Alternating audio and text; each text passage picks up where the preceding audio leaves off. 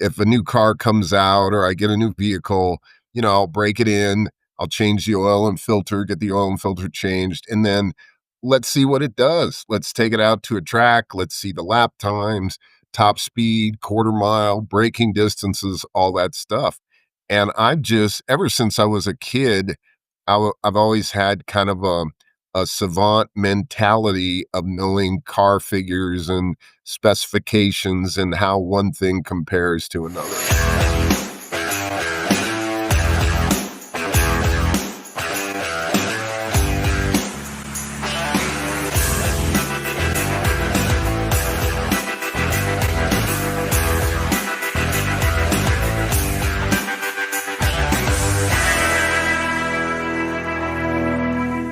Welcome to the Details Podcast. I'm your host, Dan Williams, Dan E. Williams, and I'm super excited to be back on here, super excited to bring my next guest into the fray, Mr. Michael Pettiford from Go For It Racing Schools. This man I had an interview with a couple years ago, and we dug into his background. I was most surprised by the professional trampoline stuff, and we'll touch on that. Michael Pettiford, how are you doing today, sir? I'm great, Dan. It's good to be with you. It's good to see you. Glad you're doing well. It's been too long, my friend. Yeah, well, I still get to sometimes I pop in, you do a weekly live, Right? and you're also sometimes a guest on a radio show. Yeah, Willie B's Garage, Saturday mornings. Pretty much every time he does that show that I'm not racing and he's not doing other stuff, I'm there. He's a lot of fun. That's pretty cool. What's the difference like going into a professional audio studio as, setting up in your own studio, which it looks fabulous behind you. Well, I used to have my own radio show for a number of years. So going into a studio with, that environment and actually even interviewing people is not foreign to me at all. I mean, I'm very comfortable doing that. It's really enjoyable. I like it too. And I didn't even know that you had your own radio show before. So there is just so many more things to unpack from Mr. Michael Pettiford's life. I know one of the angles that we're going to take today is talking about your sponsorship with Vintage Indy Racing, Mike Leschmet, and Right. Some of the cool things that are happening from there, and really kind of put a spotlight on the racing school that you have and what you're doing with them. So I'm about ready to just kind of dip into this thing. Are you ready, sir? Yeah. I mean, it's always exciting. I got a chance to meet Mike years ago and with Ralph's help, of course, and went down to Indy to interact with the group of Vintage Indy people, which are amazing people. I mean, legendary people, like the Firestones, the Unsers. I mean, just amazing people.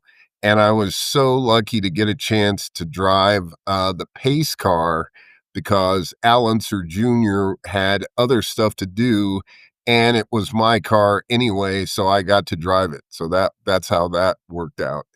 And it was just really cool because I've raced at Indy twice, so I knew the layout of the road course.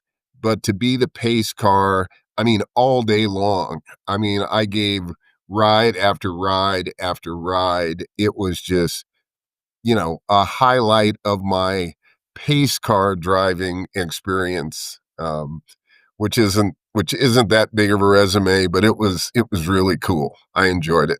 Yeah. So, were you giving other people a ride with you in that kind of almost like a hot lap thing as you were going around? Yeah, constantly. I mean, there would always be somebody that was, high up in the food chain that wanted to go around with the pace car.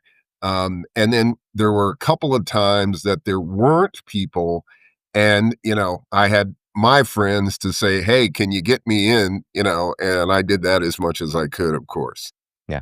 Okay. So was anybody in the car a little bit nervous? I remember Ralph told me a story where he went around the Indy 500 with, gosh, I don't remember who it was, but he said he was, like, white knuckling the whole time, and I know when I was in Austin, I did a hot lap in a McLaren, and we got up to 167 miles per hour, and the driver, much probably like you, was just you would have thought he was going to the store for a loaf of bread, like, he was just, like, talking and super casual, and I was, like, thinking, "Holy crap, we're going 167 miles per hour, if anything goes wrong, I'm toast."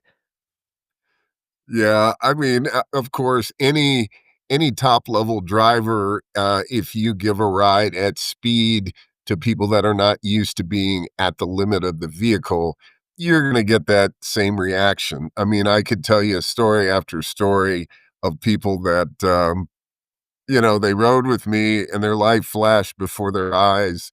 After the ride, they brought their insurance up to date. Their will was amended. Stuff like that, and that's just normal. I mean, any top level driver. Now, to answer your question, none of them did that because as the pace car, you don't get to go at the limit. You just get to pace the other cars. So I didn't get to go fast, really at all. Okay, okay. But still, it's such a cool experience. What car Oh yeah. was the pace car for that? Which one of your cars was out there? It was a 2020 C8 Z51 Corvette, and it was orange, and we put graphics on it that said the official pace car of vintage Indy, and it was really great. So cool, so cool. Okay, so you've always kind of been a thrill seeker. As we talked about in your earlier life, you have athletic roots. Um, a- and it just blows me away because you were like a national professional trampolinist. I cannot not touch on that because, like, literally, I've never met another human being in my life who's like, I was a professional trampolinist. Tell me a little bit about how that came to be because probably anybody listening has never, either heard of a professional trampolinist. Well, we had a group, and it ended up being called Positive Air. I thought up the name because what our mission was to help young people find their talents, live their dreams, and stay away from negative behaviors. We did that by putting on a trampoline show, a two-person trampoline show. And we went around predominantly to the school system. We got paid by the anti-drug program funding, even though it wasn't kids don't do drugs type of program. It was more a find your talents, live your dreams, do what you would most like to do, and here's some ideas for that. It was kind of like that. And then of course we used comedy and big tricks to keep the attention of the kids or the parents because we did a lot of different programs. We also did the program in prisons, in Indian reservations, in inner city areas, in affluent communities in Wyoming, which no one had ever seen a black trampolinist before, ever. I couldn't have got more stares if I would have had two heads pointing like, look, look. So it was interesting, and it was really cool, and it was a lot of work. I did that for about 12 years. Yeah. So that it sounds like, you were a part of making that. Maybe you've always had kind of, an entrepreneurial spirit. Is that the case? Well, in this particular case, I was like the third person to join the group. There was a gentleman by the name of Michael Brook, who it was his idea, and he did all of the writing, or pretty much all of the writing. There was a gentleman by the name of Charles Manning, who I just learned unfortunately died a couple of years ago. we weren't in touch, so I was not aware. But it was those 2 that started it, and then I was the 3rd person, um, to do that, and there was also another guy named Steve Bates, who he was one of the original Positive Air, people, and then I was kind of the 3rd or the 4th person. And then we had other jumpers. At one time, we had as many as 3 two-man teams that were going around the country, doing this.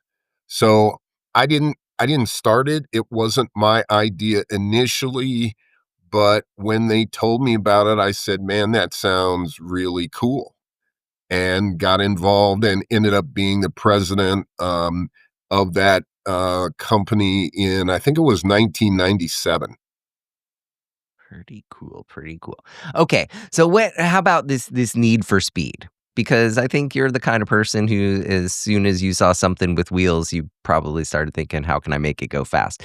But can you tell me when your obsession for this happened and your earliest memory of that need for speed? Well, I think it was at birth, I was like, well, I looked around, I'm like, "Well, how fast does all this stuff go?" You know? And it's always been a fascination, um, just kind of a question. I mean, I wouldn't really characterize myself as a daredevil, although if you watch me do a trampoline routine, you might question that assessment, but, I've always just been fascinated with the limits of vehicles. So if it was a bicycle, the first thing I did was see how fast I could ride it. If I was running, I would see how fast I could run. If I was on a skateboard and this hurt me, I would see how fast I could make the skateboard go.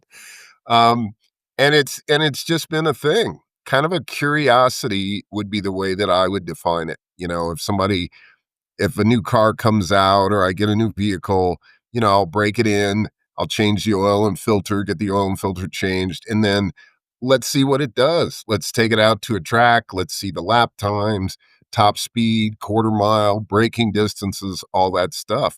And I've just, ever since I was a kid, I've always had kind of a savant mentality of knowing car figures and specifications and how one thing compares to another. Alright. So you were kind of athletic. Do you think that and if we kind of look back at sports, like in the old days, maybe you look at somebody like Babe Ruth, he was like, not a super, he didn't look like he went to the gym and worked out is what I'm saying.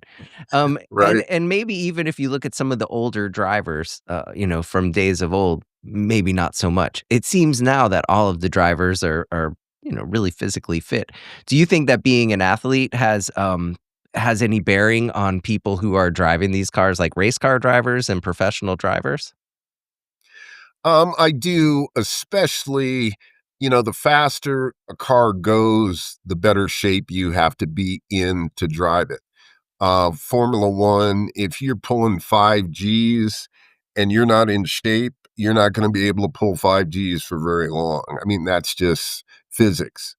If you're driving a slower car and you were to come out to an SCCA majors race, you would see some pretty portly folks out there driving cars actually pretty well. So I think it just depends. Once you get to the level of IndyCar or Formula One or, oh my gosh, MotoGP, yeah, motorcycle racing, yeah, you don't see any really good portly motorcycle road racers. They don't exist in the real world. Yeah, yeah. Can you imagine a great big old jockey? Uh, Um, you started to get into racing yourself, and you've done a lot of the SCCA racing as well. Can you tell me kind of how you creeped into that after trampoline life, and what that meant to you as we start rolling into go for it racing or racing and driving? I actually started with autocross in a Chevy Vega, And then when I started road racing and drag racing, I did that with motorcycles initially because I had no money.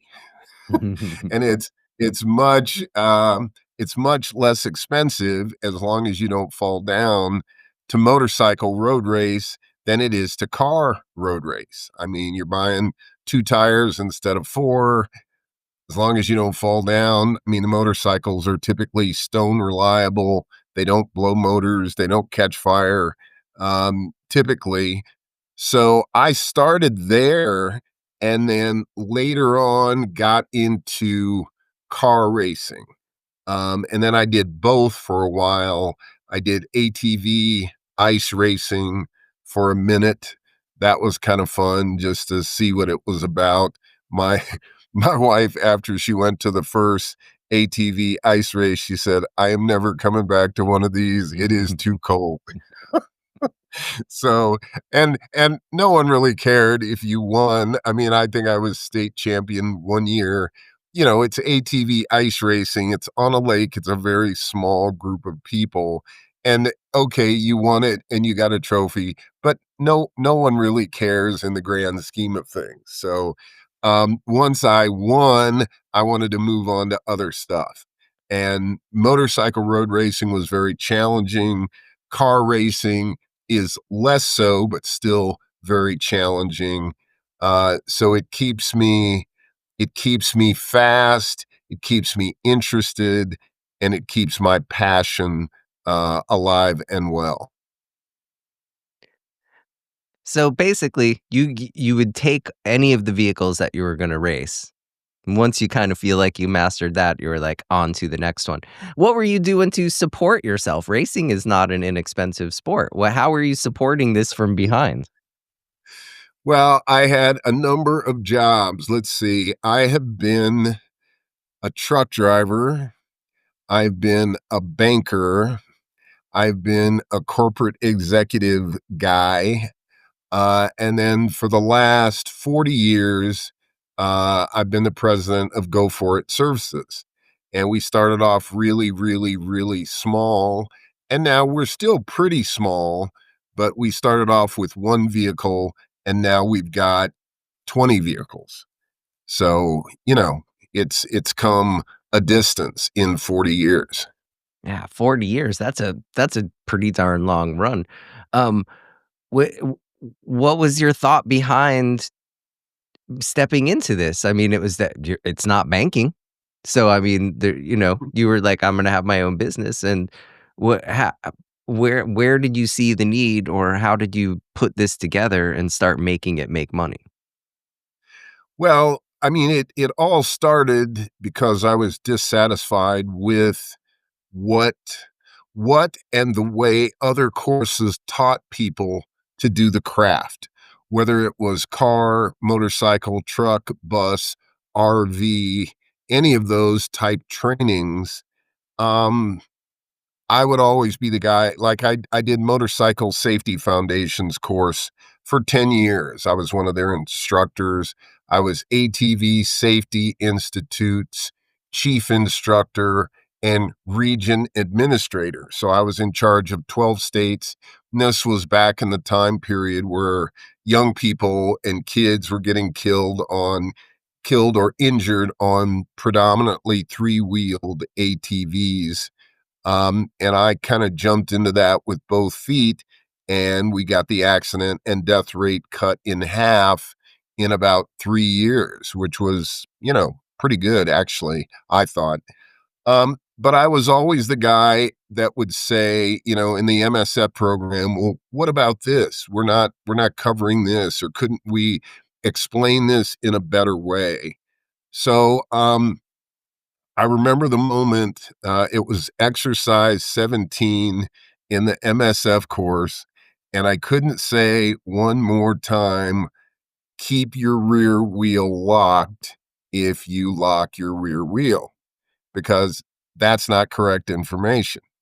That could cause a crash instead of preventing a crash. So I wanted them to correct it. They wouldn't. I said, "Okay, I'm done." And I started designing my own courses, and I got I got really, really good results. I mean, a lot of my students to this day are champions or lap record holders if they're in racing, or if I had a person that had a really bad accident and had a lot of anxiety, we got through that, and now they're very safe, normal drivers. So, we just I just wanted to be able to find the problem and fix the problem regardless of the modality, as long as as long as there were motors and wheels. I don't do anything with boats, and So I'm okay with that. if 40 years, it's a long run. And as I think back, 40 years ago, I was just starting to drive myself. Um, Seatbelts were only kind of starting to become in fashion then. As a matter of fact, if I look back to pictures from 1969 or 70, I'll be in a little baby seat that's not even Yeah. connected in between my parents and, in a convertible. Like, do you think that some of that, that saving people came from the seatbelts? And like, because you were a driving school, even though it wasn't completely in fashion, was that part of the lesson early on? Or when did you start because you raced, were you wearing seatbelts the whole time and saw the importance in it? Yeah, I mean, seatbelts are easy because in order to be safe in a car, you've gotta be anchored. If you if you get hit and you don't have a seatbelt on, you become a projectile, and if you're a projectile, that's not a good thing. If you're gonna yeah, if you're gonna come out safe, you don't wanna be a projectile. So I was always pretty safety conscious, but the more I learned about it and the more that I got in professional racing, especially motorcycles, I would always wear full protective gear. And, part of during my racing career with motorcycles, I fell down at over 100 miles an hour and I was pretty much unharmed. I've never broken a bone in my life, and I raced motorcycles for 38 years, and I was pretty fast. Um, but you have to get into certain habit patterns or rituals that are going to keep you safe, and that's what I teach in my classes. Okay. And you kinda have a philosophy that every person has a personal touch in every lesson that you give. And you teach people from teens to professional drivers. Right. Overall, and maybe is there a difference on left and right of this, or not left and right so much, but front and back? Um, do people come in there do people come to you and kind of feel cocky, like they already know what they're doing? Or do they come in, very open and willing to take your direction? And is there a difference between people who are starting out and professionals with that? Um, I get I get people from all walks of life, all different circumstances. I mean, I could tell you story after story. I get arrogant, rich, 16-year-old males that think they know it all, and we have to go there, okay? That's on one side. And then I get people that like have a learning disability and they really want to learn this and they've tried other places and nobody could get results and I can usually get results. So those are kind of the two opposite ends of the spectrum. Um, a lot of people don't realize the difference between being really fast and being as fast as they are. In other words, you can be in a group of people that are pretty slow and you're the fastest guy in that slow group and you'll think you're fast. I think that's how I feel when I go to the go-kart track. If I do anything good, I'm like, "Man, I'm a champion. I don't even know what I wasted all this time doing all Eh, this other stuff for." that's right. But most people have never really seen fast. I mean, like lap record setting, I'm the fastest person that has ever been on this track in this particular class, fast. And I've been very fortunate. I mean, I've been in contact with those people. I race with those people. Um, there are moments in time where I am that person. So it's just a different, it's a different place to be. It's not the McDonald's drive-through. That's not what we do here.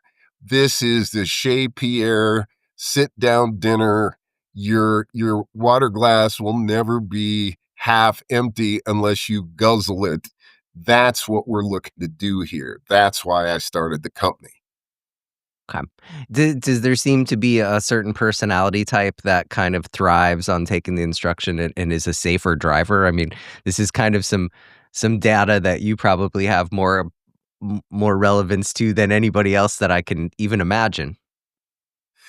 Well, there's people, the best people to teach are the people that realize that they need instruction. They're not where they want to be, so they're dissatisfied with their performance to an extent, and many of them have already spent all the money they can on the car or the motorcycle, and they still haven't won a race. And they don't know why, because they did everything that everybody on the internet told them to do.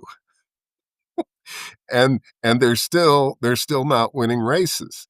So You I mean just you mean the YouTube University didn't work?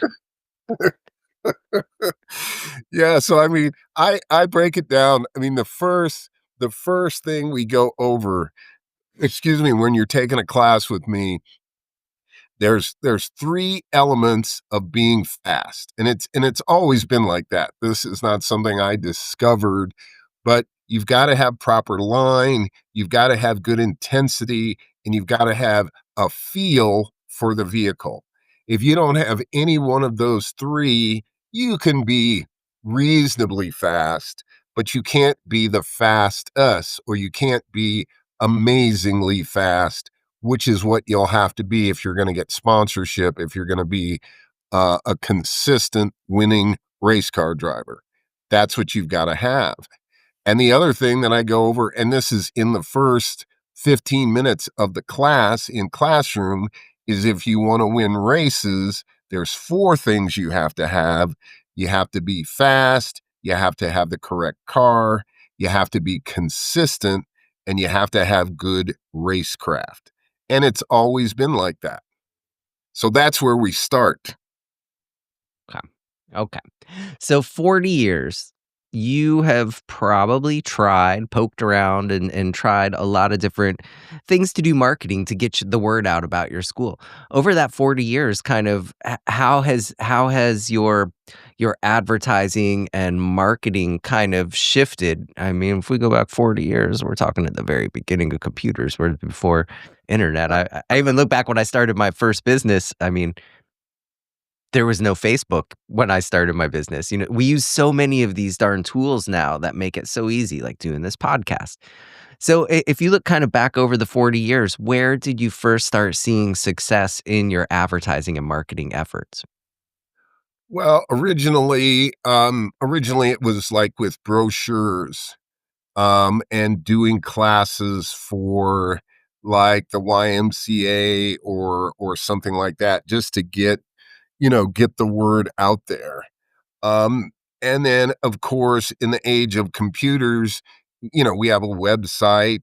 We do a Facebook Live. I mean, we do, podcasts like this. We do radio shows. We do TV. All of that stuff. Anytime you can get your name out there, it's going to be good. We used to do a lot of car shows and stuff like that, and we never really got much business from that. A lot of people said they were interested. They took a business card. We chatted, but most of them, we didn't get business from that. So, and now most of our business, half of our business is referral. Okay. So you recently just inked a deal with Vintage Indy. And this is kind of through our common connection, Ralph Hansen Jr. Um, Right. First, where did you meet Ralph Hansen Jr.? I met him in Indiana. We had dinner together, And a buddy of mine told me that I should call him, and I did. And he suggested that I was in Indiana anyway. I think I was racing the SCCA runoffs. And Ralph said, "Well, I'm going to be down there. We should have dinner." And we went to a very nice club and had a very nice dinner. And it was like we were old buddies. He's a great guy. Yeah, was that, downtown on the Circle at that, Columbia Club? No, yeah, I think it was. Yeah, because He took that's me to that's dinner there his. too. We're Yeah, we're yeah, brothers in the yeah, dinner. yeah, yeah. Yeah, no, it's a cool place. Yeah, what a neat guy. Such a history in racing and has worked with so many people and putting sponsorships together. So let's kind of look. He's working with Mike Leschmet also, and he kind of lined you guys Right, up. So what does right. that look like? A sponsorship working with Vintage Indy, and tell me a little bit about Vintage Indy because it's such a that it's the affluent people's playground for sure. For sure. But what a neat Yeah, thing to I would love to be in a position where that was my playground. yeah, that would be cool. I wish I had a vintage Indy car to race. But these are guys that, have raced these cars for a long period of time. And I mean, like the Firestones. Like when I was pace car, the guy right behind me was Firestone, the dad of the Firestone family that has been racing Indy cars like forever. I mean, and a lot of these people are just like that. So it was amazing for me to be part of the drivers meeting and be introduced as the pace car driver and all that stuff. It was really fun. Yeah. Do you think that, driving these vintage Indy cars, the technology is so different in all of them, and they're kind of all out there on the track together. You get somebody with, like, a 1932 car and somebody with a 1976 car, on the same track. What are the differences of driving the different technology of cars? I mean, it seems like it would be so drastically, crazily different. It is, and again, some of the cars I've driven an Indy car, but I haven't driven a lot of Indy cars. So I can't speak specifically to the difference of driving like a new Indy car and an older Indy car, except for the newer Indy cars are faster because technology has improved as far as aerodynamic tire technology and stuff like that. And you've got sequential gearbox now, whereas back in the old days, you're still doing the H pattern and stuff like that. So it's come a long way. So what does a partnership with Vintage Indy look like for you? Apparently you get to go and drive or you supply the pace car. Do you do that at all of the tracks and go to all of the races? And what other kind of activations and stuff do you get for working with this Vintage Indy? Well, jury's still out. We're gonna see where it goes. Most of the time, at least back then, Al Unser Jr. drove the pace car, and I drove the pace car one of the days. I drove it on Friday, and he drove it on Saturday and Sunday. So he's the normal pace car driver for Vintage Indy. Um, I could have gone to all of the races before. I did not. So we'll see. We're kind of making this up as we go. So we'll see what happens. Yeah. With doing your sponsorship with Vintage Indy, how many people are showing up at the track, and like what kind of people are actually seeing you when you're there? These races, I believe, happened at the same weekends that larger races are happening, and they're like a preliminary race. Is that the case? Or sometimes they're the main event, and there are smaller other races. It just depends on the venue. They have their own series. Okay. And I would imagine the most valuable piece that you could probably have is access to like an email list or that kind of data for the people who are showing up and buying the tickets. And then you can run an email nurture campaign. Is that kind of maybe the best point of what you're doing? Well, I hope so. I mean, marketing is not my strongest suit, so I'm sure I'll be talking with Ralph and maybe you on what would be the best way to highlight this arrangement. All right. So you not only are you teaching people to drive and teaching them safety, and I'm going to dip back more into that here in a minute, but you also still are out there racing yourself. What's that kind of shaping up and looking like for you this year? On your fourth or fifth year in. Well, this year I decided to do something silly again, and that is try to win three SCCA conference amateur championships in the same year. Okay, a little bit of history. In 2008, I was the first person to do that ever. And then I did it five more times. But I haven't done it in about 5 years because it can be a lot of brain damage and it's kind of hard to do.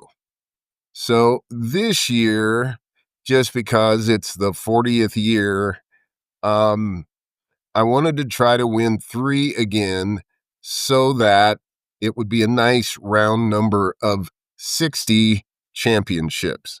And that's the record by far. Nobody's even got close to that. Now, having said that, I mean, don't think that my head is big. I haven't won the Indy 500. I haven't won the Pikes Peak Hill Climb, and I've entered the Pikes Peak Hill Climb. I've never entered the Indy 500, and I've never won the runoffs, the SCCA amateur runoffs. I've gotten second. I usually always finish top 10 or top five, but I've never won it. So, anyway, so far this year, I'm number one in the T1 class, I'm number one in the T4 class, and I'm number two in the T3 class. And we've got two races to go before the end of the season in the Mid States Conference. So so apparently getting a couple extra years under your belt does not really slow you down on the racetrack at all. We might not be able to jump on a trampoline quite as well, but there is no problem driving a race car. Well, and this year the first track was at Worldwide Technologies in Madison, Illinois, right across the pond from St. Louis. I beat my own lap record in the T3 car. And ironically, the originator of the Positive Air team, Michael Brook, who is older than I am, I believe, still can do his same trampoline routine that he did when we were doing the Positive Air shows. Now, does he look the same? He does not. But he can do the same tricks, which is, I mean, to me, is amazing. But, Yeah, all muscle memory at this point. yeah. I mean, and when you can it's like racing cars. If you can do it at a very high level, it takes less and less energy to do. I mean, it's more reflexive to me now to go fast, really, than it ever has been. I mean, I don't want to say it's easy, but it's familiar, I guess would be the proper word. So when you're in your school and you're teaching people, what's kind of the best day of work for you? Is it when you teaching new drivers, road safety or working with a race car driver? Or I mean, gosh, you even do stuff like teaching people to back up trailers. And Yeah. I know like my grandpa was a driver for Consolidated Freight Lines and he drove one of those Oh, semis with yeah. two trailers on back. Yeah, yeah. Um, which seems like that would be even crazier, but what's your best day of work? Like, which group of people is the most fulfilling for you to work with? Well, anytime anybody improves, I mean, I love that. If I can break through and get somebody to back up their boat trailer perfectly, and they've always wanted to do that, and they never knew the tools, that's really cool. If I'm behind the wheel on the street and I've got a teenager and we're teaching them how to drive stick shift and they learn how to rematch on the revs on the downshift or do emergency stops, that's really cool because most young people don't know how to do that. They're not as safe. And the coolest is probably racetrack training just because you get to actually go fast and push limits or strategies. So that's probably the most fun that I have. But all of that stuff, as long as the people are improving, that's really what I live for. If I can break through and have somebody get better, like in the Spec Miata class this year, right now, my students are first through fourth, first, second, third, fourth. In GT1, one of my students is number one. So that kind of stuff, I mean, that really makes me feel good, that the people that took my training, they're putting it to good use and they're doing well. So yeah. So, out of 40 years in the business, working with all of these drivers, professionals, amateurs, there has to be somebody who like came in there and just impressed you or really took what you were saying and ran with it. Who's the person who, out of the 40 years, is the most memorable person? That would be a tough question. I can tell you one of the many, was a doctor, and this has been about 5 years ago now, I think, a doctor that had been on the Oprah show, um, type A personality, one of the best in the business, um, and a Ford guy. I tried to get him in a Corvette. He was having none of that. So he ended up getting a Mustang, a really good Mustang. He did my school. He got his license. The first place we went to, and it was a T1 car, and my Corvette was a T1 car. So we're both in the same class. So we go to NOLA, which is the racetrack in New Orleans. We'd never been there, neither one of us. So I taught him the track. He ended up his first race setting the lap record, beating me, and that's the way he started his season. Oh, yeah. And he still has the lap record as we sit here. There you go. there, No respect for your instructor at all, and that's what I teach. To man. be to be a predator. Yes. Yeah. There's Well, an exercise that is called the leave me for dead exercise. And what we do is we go out and we go as fast as we can.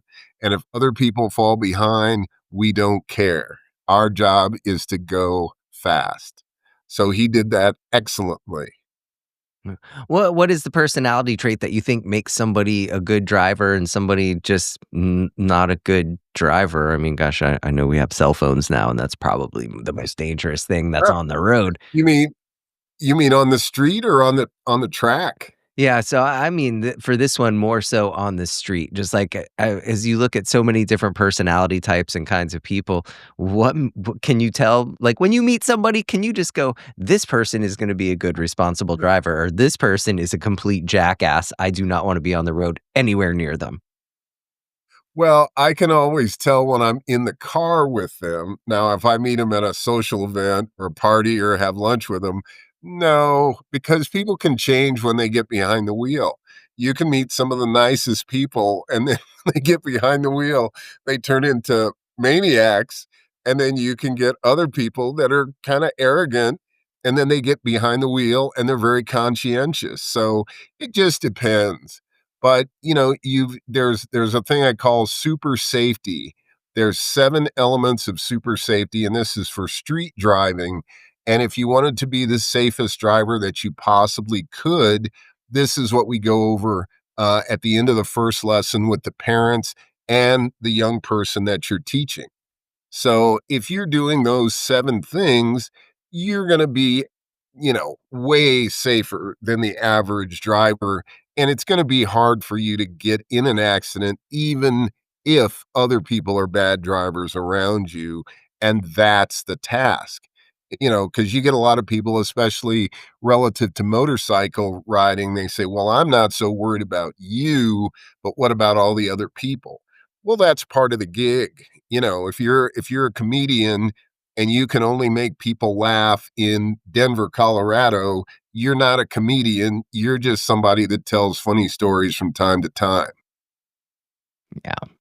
What Right, right. Just because you go to the store doesn't mean. Okay, so what's, like, something that you see on the road? Because, being a professional driver, teaching people to drive, but what's one thing that you see when you're out driving to the store that just makes you cringe and just shake your head? Well, most of the time, people follow too closely. And most of the time, the priority of the driving is not number one. You see people texting, you see people putting on makeup, brushing their hair, eating a sandwich, talking on the phone, where the phone conversation is more important than paying attention to the traffic. And that's going to make you at a higher risk when you drive. And you see that all the time. I mean, most people, and in Denver, this happens like once a year. There'll be a 25 car or more pileup because the weather changes. It gets slippery, it gets foggy. People reflexively are following too closely, and then they get in a situation where stuff changes. That's their habit. Now they're at a very high risk and they have an accident.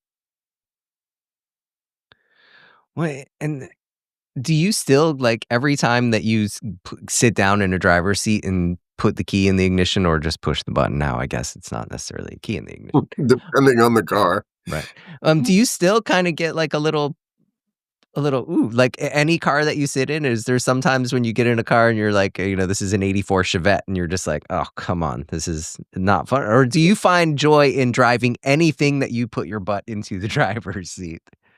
Well, I mean, 2 things. First of all, okay, I will admit I'm a little spoiled, okay?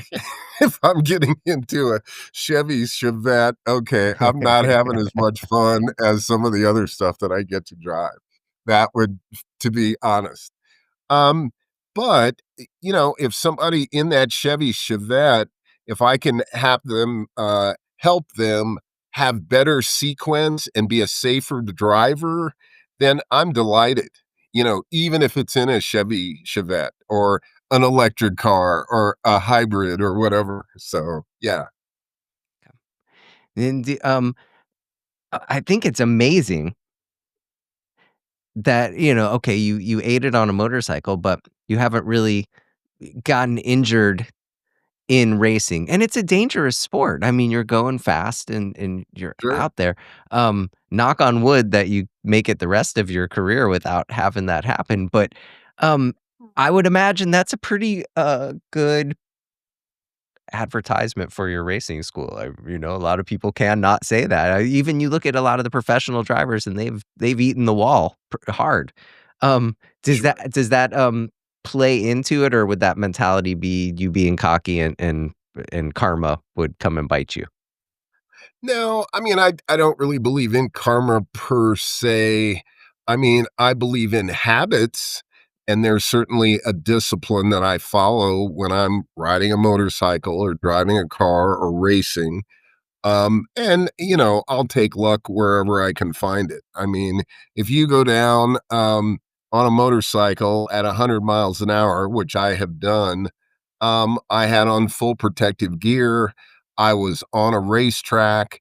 There was nothing solid to hit when I was going at that speed. Any of those things would have, I'm sure, dramatically changed the fact that I didn't get really hurt at all. And I like to tell that story at parties because motorcycles get a bad rap. A lot of parents don't let their kids ride motorcycles, but they let them ride bicycles. And I think bicycles are more dangerous. because if you're wearing spandex and a little half salad bowl helmet and you go down at 40 miles an hour and I'm on my motorcycle in a full face helmet and full protective gear and I go down at 40 miles an hour, one of us will be pretty much unhurt and the other one probably won't be. Yeah. Motorcycles are dangerous. They look like they would be just a barrel of fun to ride, but I would personally, I'm one of the people who would be terrified somebody would run over me, and either on their cell phone or drunk or who knows. What do you people that ride motorcycles, like, it's not a matter of if, it's a matter of when there's gonna be some kind of an accident, more so even than cars, right?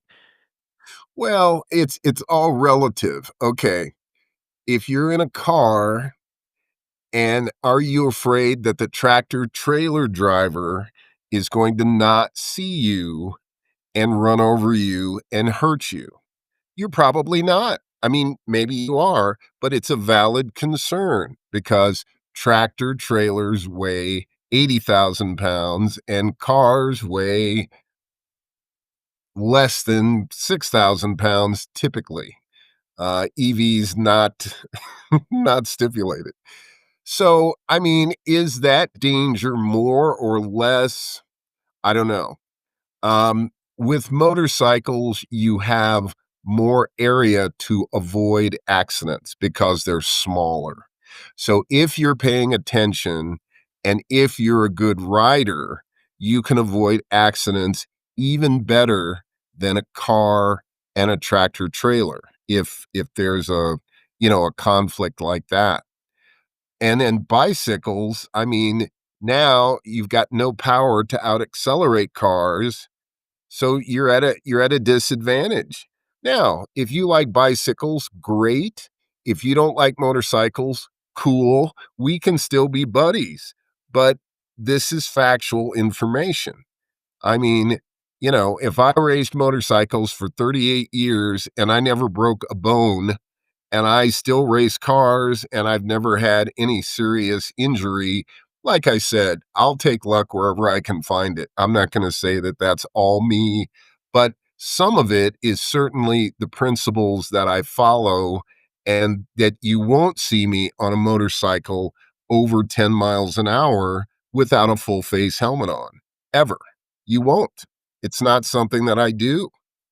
So I'm sure that saved me, some injury. Yeah, for sure, for sure. Okay, you mentioned electric cars. So being in cars for your whole life, have you driven some of these faster electric cars? And let me have a little bit of an opinion about if it's fun or if it's not. People seem to be so stuck on one side of the aisle for this. It's almost like politics. And I'm not trying to make anything negative. I just want to know if it's Uh, freaking fun to drive one. well, okay. I've driven most of them. All right. To be fair, I've driven the Tesla Plaid. I've driven the Porsche Taycan Turbo S. I've driven the Rivian. I've driven a Leaf. I've driven a bunch of them. Here's what I can tell you. There's two things that I like about electric cars. I love when they're fully charged. I love the acceleration.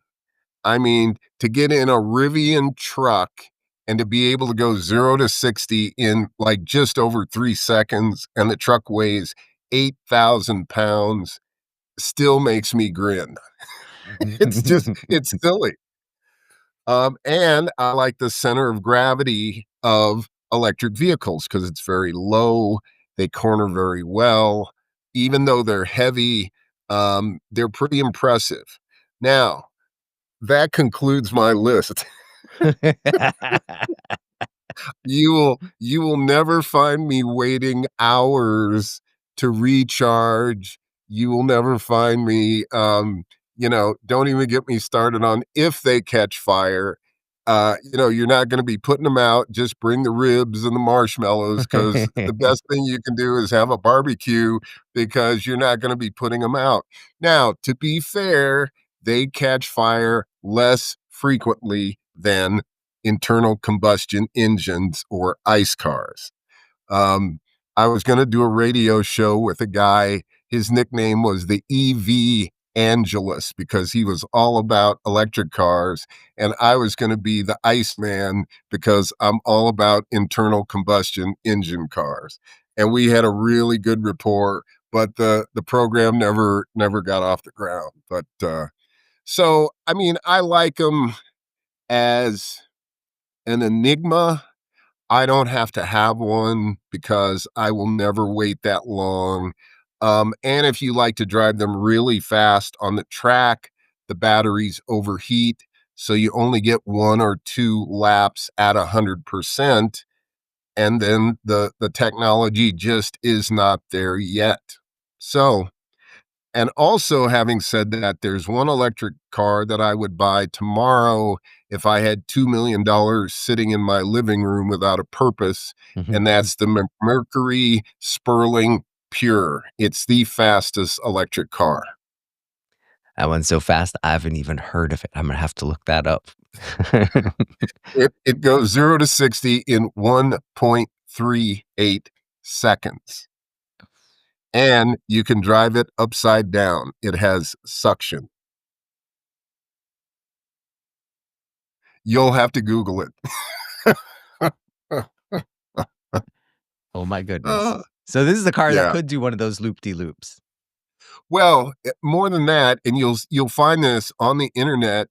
They drive the car up, they flip it over, they drive it upside down, forwards and backwards at like less than a mile an hour, and then they flip it back over because it has suction by fans in the car. Okay, who thought of that? Who was like, "Boy, this car is pretty badass. If we could only drive it upside down and have it suction to this road." Like, what? I don't even know why you would think of that. Well, the reason that that's so cool is like Formula One cars can pull 5 Gs if they're at 100 miles an hour because of the downforce. Now, if you have suction, you can be going 30 miles an hour and do a 5G lateral corner. That's the advantage. Holy moly. Okay. Yeah. Okay. All right. So I'm gonna throw a few rapid fire questions at you. These are just gonna be, you don't have to think about it too much. Just give me an answer. These make incredibly great short videos that we'll use. All right. So Okay. here we go. What is your absolute favorite car to teach in? Corvette Z06. What is the most technical track you've ever driven?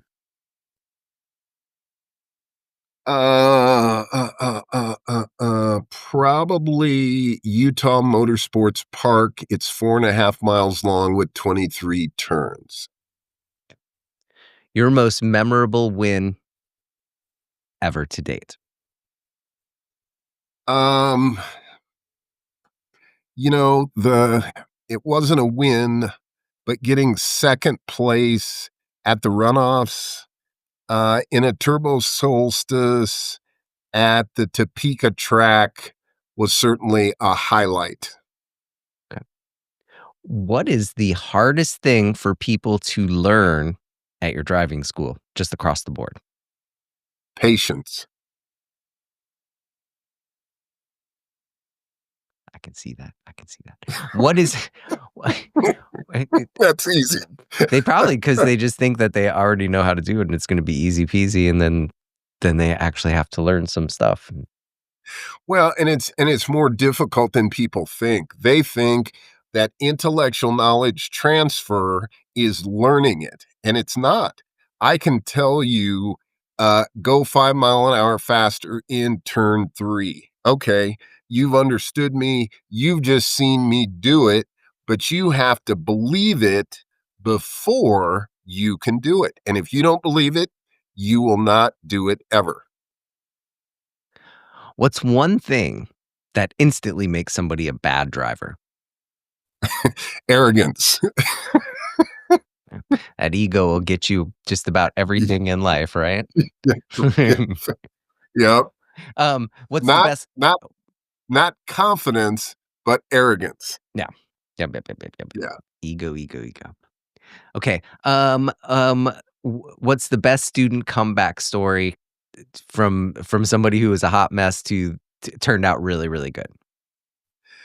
I taught a lady that had gotten into a really bad car accident. I mean, she almost died. She went off of a cliff, and she was really, really, she had lots of anxiety to the point of where, I mean, first 3 lessons, we just kind of got through that, and I mean, she just broke down a number of times, but we had to get through it so that we could actually retrain her to drive correctly and not be afraid. And she did. It took about, I think it took about 20 or 30 hours, and she got a different car, which helped her. Part of it was the car was putting her at a little bit of a disadvantage, and she really got to where she was confident, she was careful, and she actually sent me a Christmas card. And back when the Oprah show was on, this has been a few years back, she suggested that I be on the Oprah show because I got such good results with her. So that's one of the, yeah, that was a really cool. It wasn't always fun for her, but we got through it and we got the task accomplished. And that always feels really good. Oh, that's a great story. That's a great story. Is there any track that you've not yet gone around that is on your bucket list of tracks that you need to drive a car around fast? Daytona, of course. I blew my motor when we were supposed to go to Daytona. Nürburgring, just to say that I have.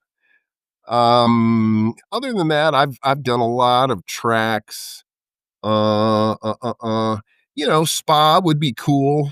I mean, some of the international tracks that are really fast, I wouldn't mind doing any of those.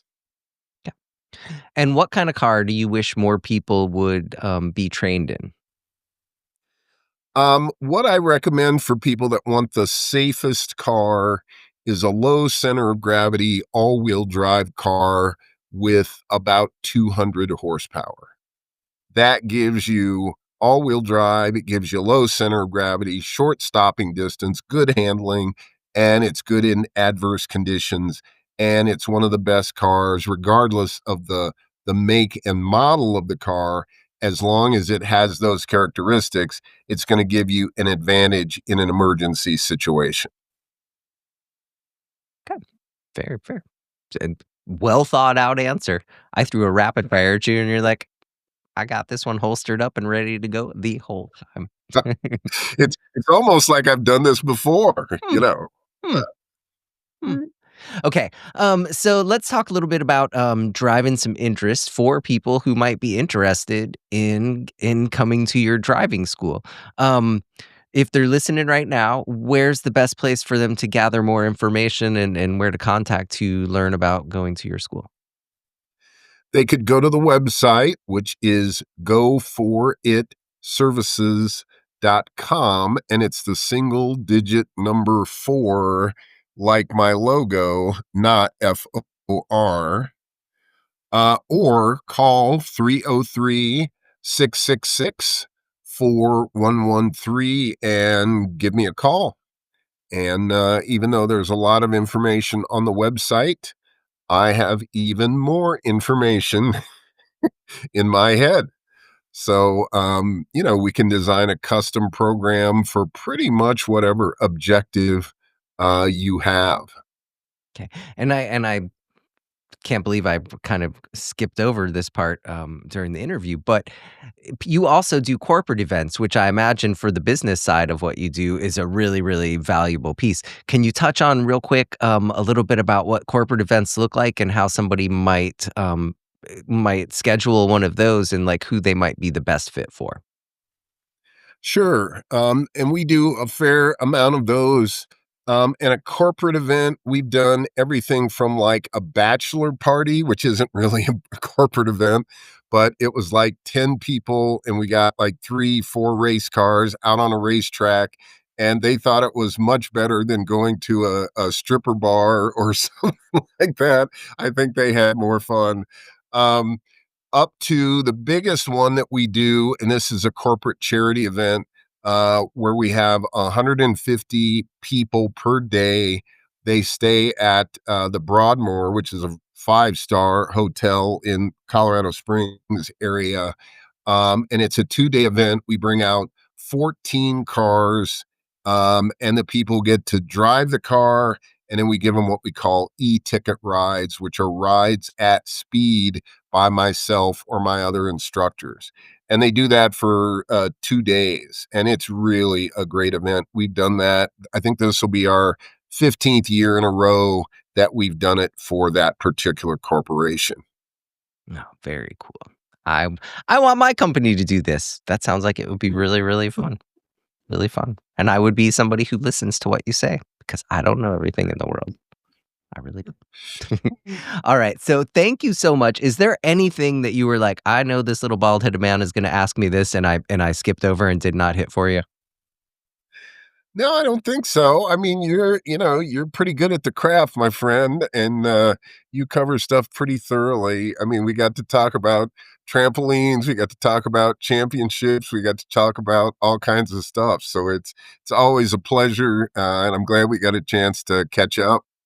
Absolutely. My pleasure too. Thank you so much for taking some time out of your day to hang out with me on the Details podcast. And right before we go, you're still doing your live weekly, I believe, right? And we might as well put that information out there too. Yeah, yeah. Facebook Live Tuesday nights at 7 p.m. Mountain Standard Time, and we start at 7, and I go usually about an hour, just depending on. And it's not interactive. You have to type in your comment, but I get to it right away, and we have a lot of fun on that Facebook Live. Thank you. Yeah, yeah, absolutely. If I'm flipping through, I will stop in and check it out. And you always do notice everybody who's in there and call everybody out by name too, which, when you're sitting out there in the internet world, it kind of makes you feel special. You're like, oh, I almost have to go to it every, weekly just so I can get called out and get the little dopamine blast myself. Mr. Pettiford said hello to me. All right, Uh, all right. Thank you so much again for taking some time out of your day. It's been a pleasure, and I love your story. And one day I will come and drive one of your cars. all right. Deal. Thank you very much.